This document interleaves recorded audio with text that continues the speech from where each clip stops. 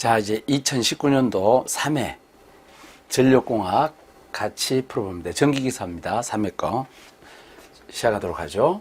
21번 문제.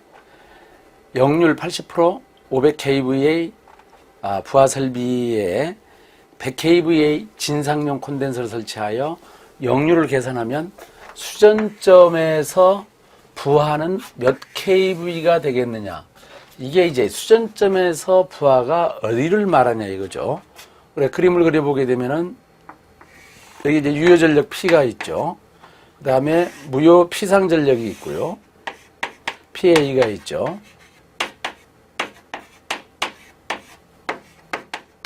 역률각도 세타가 있습니다. 여기 무효전력이 있죠. 이때 콘덴서를 설치해서 진상을 시킵니다. 콘덴서 용량 Q식 값을 연결했죠. 진상 용량 Q식 값이 들어가죠.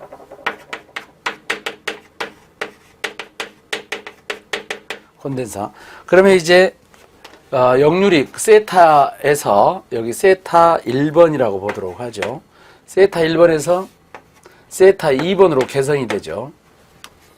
이때 여기에서 지금 수전점에 역률을 계산한 다음에 수전점에 부하는 얼마 걸릴 것이냐. 부하는 수전점의 유효전력 값은 이렇게 그대로 가만히 있고요.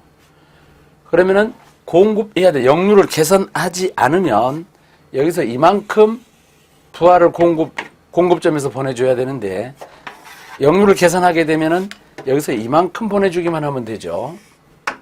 이만큼만 보내주면 돼요.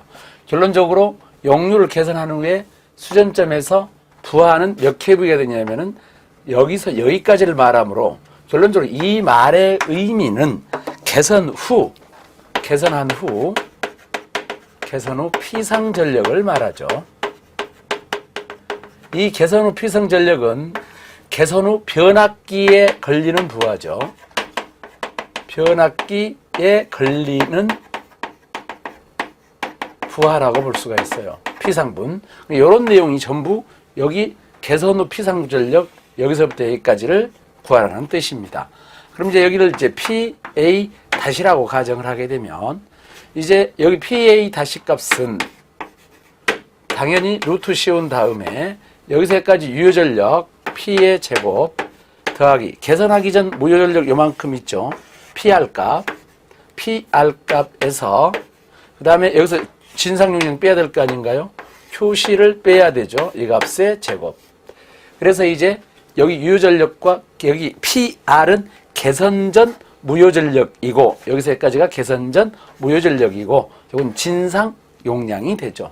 이렇게 해서 이제 이 값을 구하라는 뜻이죠. 그러므로 여기 우리 구해보게 되면 루트를 씌운 다음에 이 값은 그러므로 P의 A의 다시의 값은 우리 문제입니다. P 유효전력 값이 얼마냐? 자, 여기 문제 보게 되면 역률이 80%고 500kVA 부하라는 뜻이죠. 여기 부하가 지금 500kVA 부하에 80%가 걸렸으니까 유효전력 값은 500 곱하기 0.8 하시면 되겠고 더하기 그 다음에 여기 무효전력은 그 다음에 500kVA 곱하기 사인 세타 해야 되잖아요. 500 곱하기 코사인 세타. 사인 세타 해야 되니까 코사인 값이 0.8이면 사인 세타 값은 0.6이 돼야 되죠. 이 값에서 진상 용량이 얼마짜리 걸었느냐면은 문제를 보면 100kVA 짜리 진상 용량 걸었죠. 100을 빼줘야 되죠. 이 값에 제곱하시면 되죠. 그래서 유효전력의 제곱 계산 전 무효전력에서 진상 용량을 빼고 무효전력의 제곱해서 계산기를 이제 눌러봤습니다. 눌러봤더니 447.2 그래서 이 값은 약 470, 447.2, 450 kVA 이렇게 답변이 나오게 되죠. 그래서 정답은 450 kVA인 3번이 정답이 됩니다. 이해가셨죠? 이렇게 풀게 되죠. 이제 간단하게 여기서 역률을 계산한 다음에 수전점에 걸리는 부하, kVA, 피상분 구하라는 얘기 또는 여기를 물어보는 문제 중에 개선 후 피상전력으로 물어보는 문제 개선 후 변압기에 걸리는 부하 이렇게 물어보죠. 계산하기 전 변압기는 이만큼 걸렸지만 계산한 후에는 변압기는 이만큼 부하가 걸리죠. 그래서 결론적으로 계산 후 피상전력을 구하는 문제가 되겠습니다. 자, 다음 22번 문제 풀어보도록 하죠. 가공지선에 대한 설명입니다. 자, 가공지선에 설치하는 목적은 한마디로 말하면 내해방지와 유도장애 경감이죠. 두 가지였습니다. 내해방지와 유도장애 경감인데, 여기서 이제 가공지선에 설치하는 목적 중에서 설명 중 틀린 것. 먼저 유도례 서지에 대하여서도 그 가설 구간 전체에 사고 방지 효과가 있다. 가공지선은 이제 철탑에 그 최상부를 연결해 주는 것이니까 당연히 유도례 서지가 들어오게 되면은 그 가설된 전체 구간에 유도를 방지할 수 있죠. 간단하게 가공지선 설치 목적은 유도, 장애 경감, 유도 경감, 그 다음에 유도장애 경감하고 또 하나는 내해 방지. 요게 이제 기본이죠. 요 두 가지에 대해서만 생각하고 있으면 얼마든지 맞아요. 자, 유도례에 대해서, 서지에 대해서 가설 구간 전체에 사고 방지 효과가 있다. 맞는 얘기예요. 직격내에 대해서 특히 유효하고 모든 직격내는 가공지선에 직접 침입하게 되죠. 탑 상부의 시설함으로 내는 주로 가공지선에 내습한다. 당연히 이거 맞는 얘기죠. 송전선에 일선 지락 사고가 생겼을 때 지락전류의 일부가 가공지선에 흘러서, 지락전류가 당연히 가공지선으로 흘러가죠. 흘러서 차폐작용을 하기 때문에 유도장애를 경감시킬 수가 있다. 그래서 유도된 전류가 가공지선을 통해서 흘러갈 수도 있고, 그 일부가 사고전류가 지선으로 흘러가니까 차폐작용을 해서 여기 이제 유도장애를 적게 할 수 있다. 맞는 얘기죠. 이것도 맞는 얘기고.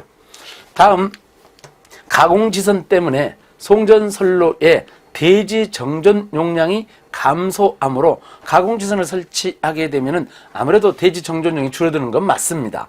그런데 대지 사이에 방전을 할 때 유도 전압이 특히 커져. 자, 여기서 유도 전압이 특히 커져. 요 말이 틀린 것이죠. 유도 전압이 적어지게 되죠.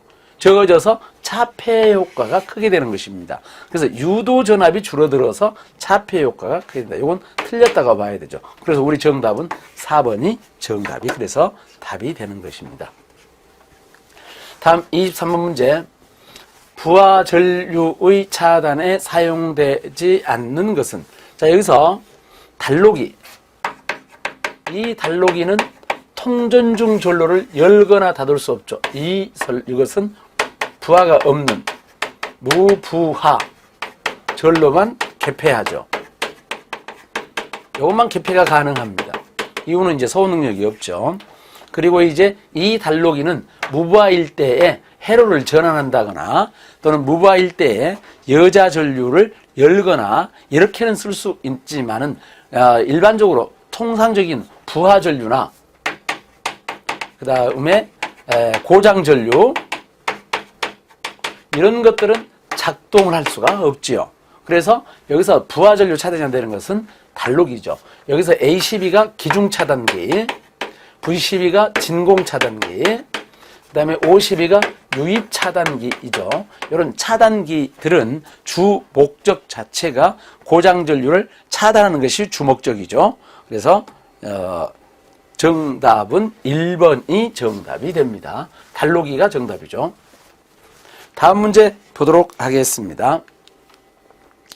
자, 플리커 경감을 위한 전력 공급 측 대책 방안이 아닌 것은, 원래 이제 플리커라는 게 전압 변동으로 인해 부하에 걸리는 전압이 많이 걸렸다, 적게 걸렸다. 그래서 부하가 이제 출력이 줄었다, 낮았다, 이렇게 돼서 전등 같은 것으로 말하게 되면 불빛이 밝았다, 어두웠다, 이렇게 하겠죠. 여기 플리커 경감인데, 플리커는 이제 수종가 측 대책이 있고 공급 측 대책이 있는데, 이걸 뭐 복잡하게 공부할 것이 아니라 여기서 공급 측이라고 했거든요. 그럼 플리커가 생겼을 때는 당연히 전압 강화, 부하가 많이 걸리면 전압 강화가 커져서 공급 측에, 수전단 쪽에 전압이 떨어지니까 그걸 보상하기 위해 공급 측에서 전압을 많이 보내면 돼요. 그래서 이제 공급 전압을 높춘다. 이 말이 틀린 것이죠. 그래서 아닌 거죠. 높여야 되는 것이죠. 그래서 공급 전압을 높여서 중간에 전압 강화가 생기는 것은 충분히 보상해 줘야 되죠. 그리고 이제 전용 변압기로 공급해야 되고요. 계통을 연계시키지 말고 단독 운전하는 게 맞고요. 단락 용량이 큰 걸 써야 된다. 단락 용량이 크단 말은 공급 능력이 크다는 뜻이죠. 단락 용량이 작다는 말은 공급 능력이 작다는 얘기가 똑같아요. 왜냐하면 공급하는 용량이 크니까 단락 사고 났을 때도 용량이 커지는 겁니다. 그래서 공급 측 대책, 공급 전압을 높인다, 전용 변압기 사용한다, 단독 운전한다, 단락 용량이 큰 걸 사용한다. 이렇게 외우시면 간단하게 알 수가 있죠. 정답은 1번이 정답이 됩니다. 다음 문제입니다. 3상 무부하 발전기 일선 지락 사고가 생겼습니다. 이때 일선 지락 고장 할 때 흐르는 전류가 얼마냐, 지락 전류가 얼마냐는 얘기죠. 이는 접지된 상의 무부하 기전력이고, 그 다음에 Z0, Z1, Z2는 발전기 영상, 정상, 역상 임피던스 값이다.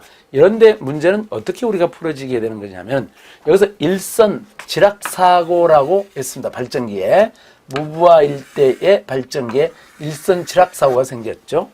그러면 일선 지락 고장이 생기게 되면은 보통 지락 고장상에 걸리는 전류값은 대칭분으로 해석이 되겠습니다. 대칭분이니까 지락 전류의 값은 대칭분이니까 영상 전류 더하기 정상 전류 더하기 역상 전류, 요렇게 이제 표시가 되죠. 근데 이제 무부하이고요. 일선 지락일 때의 고장 조건이라는 것이 보통 지락점에서 임피던스를 무시하기 때문에 이런 경우 영상분 전류값하고 정상분 전류값하고 역상분 전류가 동일하게 되죠. 같으므로 이렇게 되기 때문에 결론적으로 지락 전류의 값은 3i제로 이렇게 쓰거나 또는 3i의 1 이렇게 쓰거나 3i의 2 이렇게 사용할 수가 있습니다. 그럼 이 중에서 지금 우리가 이제 눈여겨봐야 될 것이 3i제로 정상 전류의 3배란 뜻입니다. 그러면 정상 전류만 계산할 줄 알면요, 그건 끝난다는 뜻이죠. 그러면 정상 전류이기 때문에 그러면 대칭분 임피던스분의 고장상에 걸리는 전압이 되죠. 그러므로 여기 값은 3 곱하기 여기에 이제 임피던스가 대칭분 임피던스가 영상 임피던스,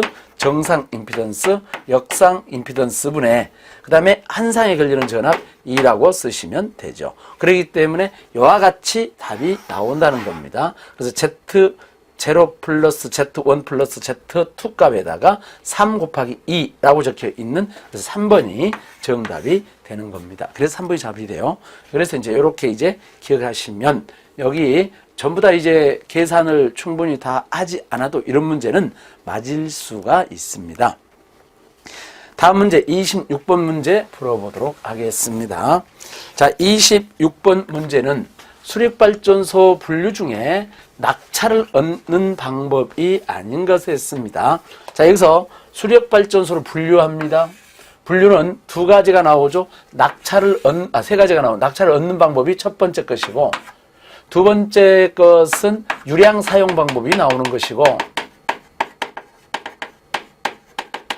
세 번째 것은 축 배치에 의한 분류죠. 축 배치. 그래서 수력발전소 분류는 낙차를 얻는 방법, 그 다음에 유량 사용 방법, 축을 배치하는 방법에 따라 이제 수력발전소를 분류하게 되는데, 먼저 낙차를 얻는 방식에 따라서 분류는 낙차를 얻는 방법, 댐식 발전소, 그 다음에 두 번째 수로식 발전소, 그 다음에 세 번째 유역 변경식 유로식 발전소 등등 여러 것이죠. 이 중에서 이제 댐식이라고 하는 것은 주로 하천에 물의 양이 많을 때 적용을 하죠. 물의 양이 많으니까 죄송합니다.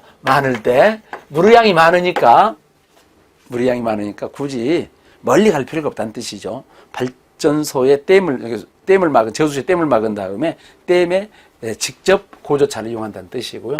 수력발전, 여기 수로식은 무리양이 적을 때죠. 비교적 무리양이 적기 때문에 수로의 구배를 이용하죠. 수로를 연결해 가서 낙차를 얻는 방식이죠. 유로식이라고 하는 것은 유역 변경이죠.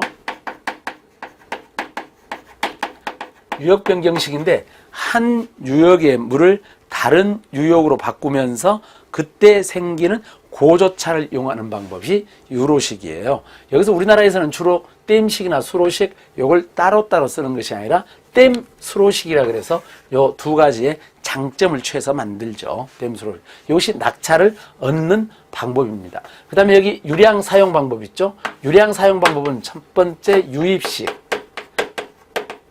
그 다음에 유입식이란 말은 하천에 물이 흘러서 들어오는 양을 가지고 직접 발전하는데 이때는 이 하천에 1년 내내 풍부한 물이 있어야만 되죠. 물이 흐르는 양만 가지고 들어오는 양만 가지고 발전한다. 유입식.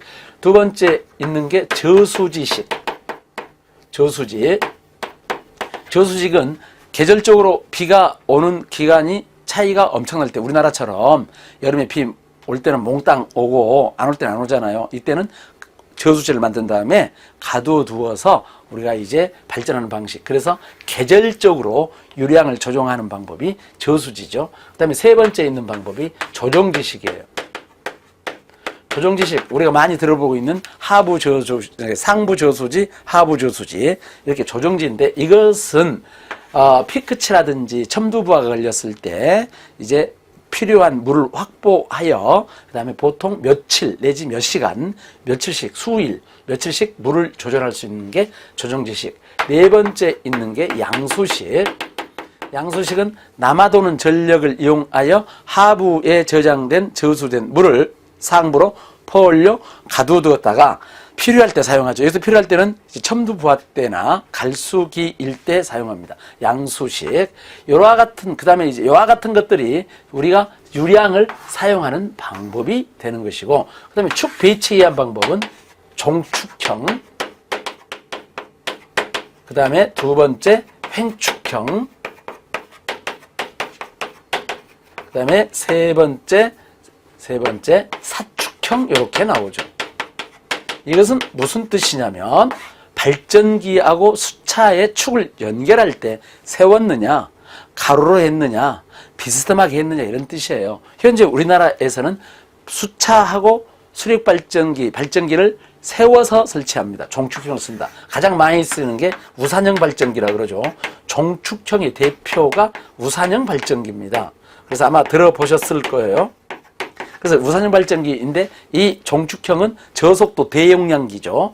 그래서 일단은 발전소를 분리하는 방법은 낙차를 얻는 방법, 유량 사용 방법, 축 배치를 어떻게 하느냐 방법 이렇게 나누어지는데 우리 문제에서는 낙차를 얻는 방법이 아닌 것 물어봤으므로 낙차를 얻는 방법은 댐식, 수로식, 유로식. 여기 양수식은 유량 사용 방법이죠. 그래서 정답은 양수식이 정답이 됩니다. 양수식은 유량 사용 방법에 의한 분류다 이렇게 생각하시면 되죠.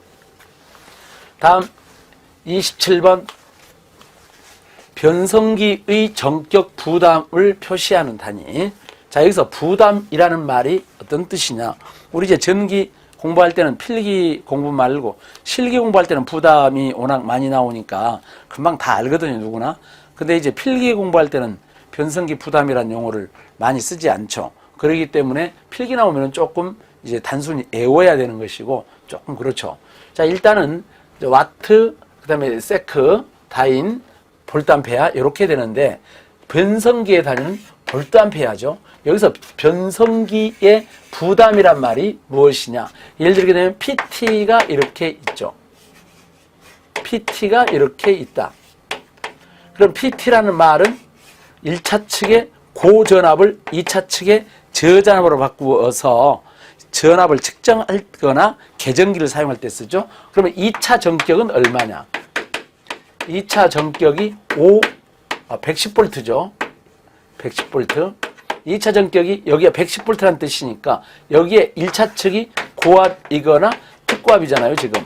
특고압. 변압기하고 똑같아요. 여기에 2차의 전격이 110이니까 110V 이상은 되지 않는다는 뜻이에요. 그럼 이제 여기에다가 전압계를 걸었습니다. V. 이렇게 전압계를 걸고 이걸 접지를 잡죠. 전압계를 걸어서 전압계 지시값에다가 건수비를 적용하면 1차 측의 전압이 나오게 됩니다. 자, 문제는 부담은 뭐냐? 변압기, 계기용 변압기 PT 2차 측 단자에 계기가 물려 있는데 여기서 이렇게 변압기에서 부하 쪽을 바라봤을 때, 계기 쪽을 바라봤을 때 이렇게 걸리는 임피던스 Z가 존재하게 되죠. Z옴이. Z가 존재하게 되고 이때 여기 Z값에 여기서까지 최대 전압이 110V, 110V지. 미안합니다. 110V의 전압이 걸렸잖아요. 이렇게. 그럼 110V의 전압이 걸렸으니까 결론적으로 이제 여기에 걸리는 전력이라는 것은 여기서 부담해야 되는 전력은 Z분의 110의 제곱이라고 나오겠죠. 여기에 걸리는 전력은 Z분의 110의 제곱 볼트 암페어 이렇게 나올 거 아닌가요? 그죠? 이것이 부담이에요. 결론적으로 이 전력만큼 이 PT가 부담을 해야 된다는 뜻입니다. 그래서 부담의 단위는 유효분이 아니기 때문에 볼트 암페어인 피상 전력의 단위를 쓰는 것이고 CT 같은 경우는 CT의 2차 부담은 5 제곱 Z 볼트 암페어로 표시하고 이제 결론적으로 PT의 부담은 Z분의 110의 제곱 볼트 암페어가 되죠. I제곱 R이고 R분의 V제곱이죠.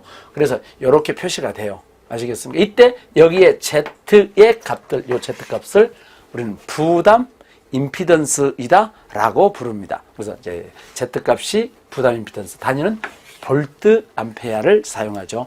부하에서는, 그러니까 변압기에서 뒤에 이제 부하, 2차 측에 부하가 걸리잖아요. 그때는 부하란 말을 써요. 변압기에 걸리는 부하, 이렇게. 근데 변성기에 2차 측에 있는 전력은 부하란 말을 쓰지 않고 변성기는 부담이란 말을 씁니다. 그래서 변성기 2차 측 부담. 변압기는 2차제에 걸리는 것은 부하가 되는 것이죠. 그래서 변압기에 걸리는 부하 이렇게 얘기하죠. 부하와 부담 용어를 혼용하시면 안 되고 변성기는 2차 측 전력이 부담이라는 용어이고 그 단위는 볼트 암페어가 됩니다. 다음 문제 28번 문제 보도록 하죠. 온자로에서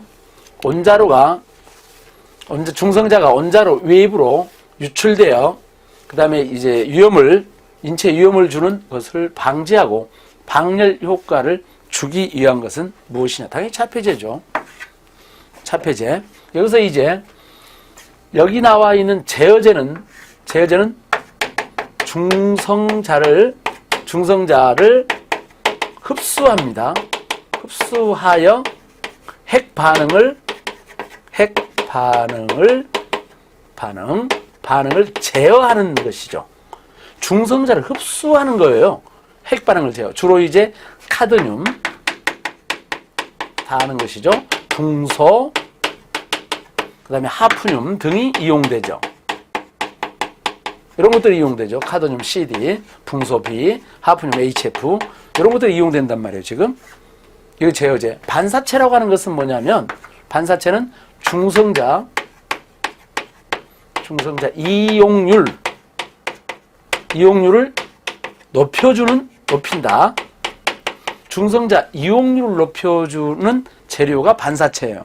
반사란 말은 중성자가 핵 쪽으로, 그러니까 핵 연료봉 쪽으로 갈 수 있도록 유도를 하는 것이에요. 쉽게 말하면 핵 반응이 잘 되도록 해주는 것이죠. 그래서 중성자 이용률을 높여주는데 재료는 뭘 쓰느냐? 재료는 거의 대부분이 감속제와 동일하죠. 그래서 감속제와 동일한 재료를 씁니다. 감속제는 무엇입니까? 여러분들 알다시피 이 감속제는 고속 중성자를 열중성자로 바꾸죠. 열중성자로 감속. 고속 중성자를 열중성자로 감속시킵니다. 속도를 줄여주는 것이죠. 이제 속도를 줄이는 감소하는 방법은 간단합니다. 분자의 중성자를 충돌을 시키면 중성자가 물 분자에서 튕겨나가죠. 이걸 산란이라고 하는데요. 튕겨나가게 됩니다. 그럼 물 속에다가 중성자를 이동시키면 이동하기가 어려워지게 되죠. 이것이 감속제의 기본 개념이에요. 물론 물만 쓰는 건 아니지만. 그래서 고속 중성자를 열중을 바꾸는 것이고, 재료는 뭘 쓰게 되는 것이냐면은 재료, 중수, 경수, 중수, 경수, 흑연, 산화 베릴륨, 산화 베릴륨, 경수가 H2O죠. 여기에 중수가 H2O2죠.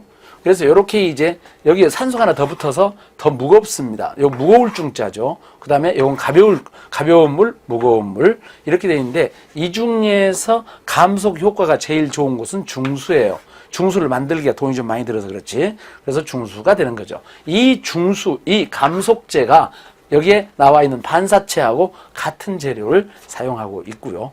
이렇게 알아두시고, 그 다음에 이제 이거 말고도 냉각제가 있는 거 아시죠? 냉각제는 온자로에서 발생한 열을 외부로 방출시키는 역할을 하는 것이 냉각제였습니다. 보통 이제 액체 금속이라든지 이런 걸 사용을 하죠. 그 다음에 이제 구조전에 이제 그 껍데기 돔 말하는 것이고요. 여기에서 이제 온자로에서 생기는 열이나 방사능 중성자를 외부로 바꿔서 못 나가게 하는 거, 방열 효과가 있는 것은 차폐제죠. 차폐제로 쓸 수 있는 것은 밀도가 큰 콘크리트,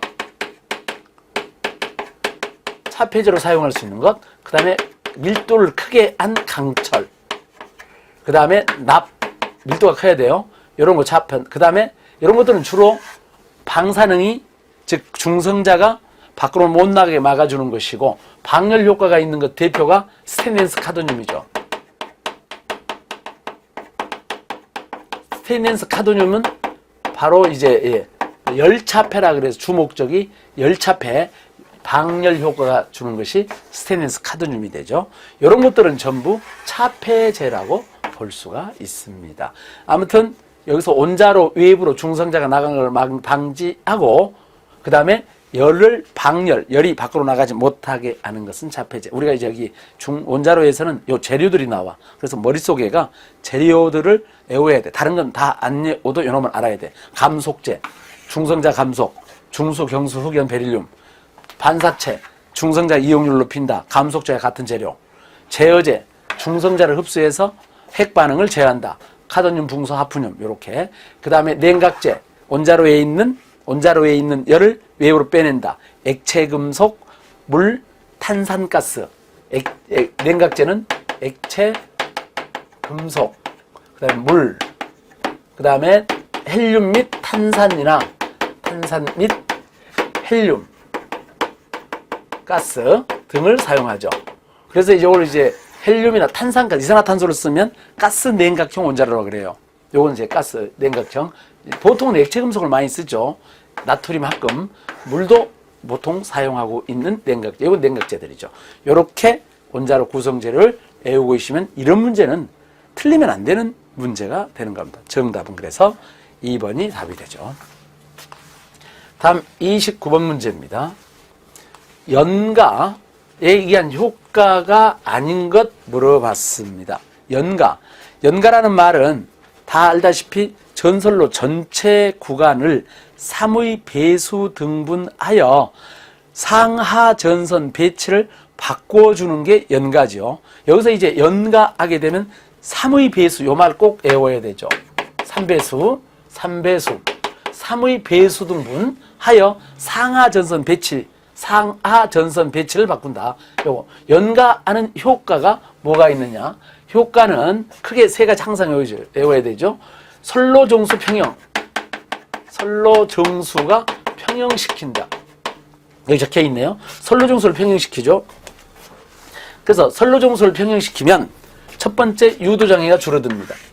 그 다음에 직렬공진이 방지됩니다. 그래서 선로정수를 평형시켜서 유도장애 경감, 직렬공진 방지 이렇게 외우게 되죠.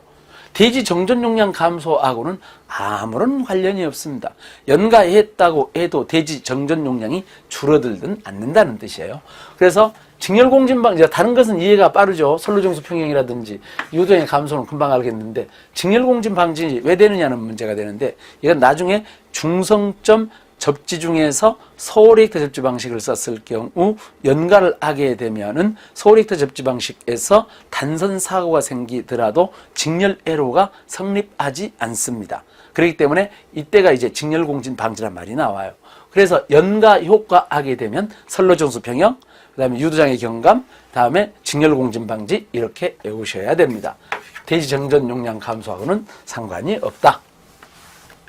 다음 30번 문제입니다.